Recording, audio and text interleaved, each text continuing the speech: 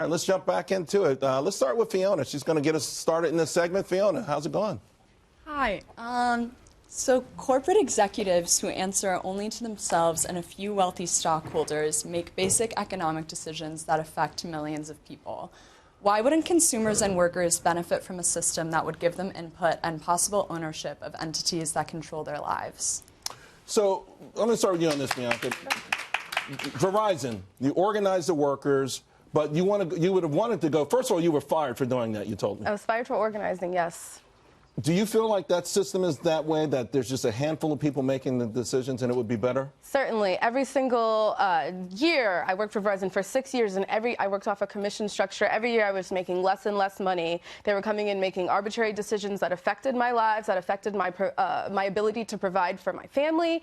And we came together and organized to join a union to fight back, and we won better wages, we won better working conditions, because that's exactly the system that we're trying to move to. And the fact that people are retaliated against for using their right, for exercising their right to organize, is one of the problems that happens whenever a few people at the top are able to set the agenda in this country. Lou, on top of that, people are saying, hey, these people are paying themselves obscene amounts of money. Abigail Disney is railing against Disney CEO making $65 million a year when the average worker there is making $50,000. I think they're right.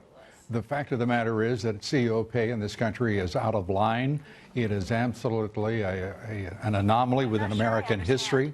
And since 1993, when we made stock options reportable but not deductible, we've changed the metrics here. The worker, the employee, is watching management soar in compensation, while workers have just a disadvantaged part in that ratio. It should be much, much less than 500 to 1. Historically, the number is anywhere from 20 to 25 times as much. And that has to be addressed. Right. It should be addressed by the way, right, stakeholders, including the people who own the companies, that is, shareholders. The idea that it's an alignment between shareholders and management is just specious nonsense. Richard, you talked about everyone at these corporations having a voice, but would that actually work as well? Wouldn't it be chaos? You do need some precise decision-making. The most successful economy in Europe is Germany. And for the last 30 years, the German law has prescribed the following, which, if it shocks you, tells you something about the media that you're subject to in this country. The law in Germany is the following. Every corporation that has 2,000 or more workers must put 49% of the people on the board of directors elected by the workers. If you have less than 2,000, you have to have 25%.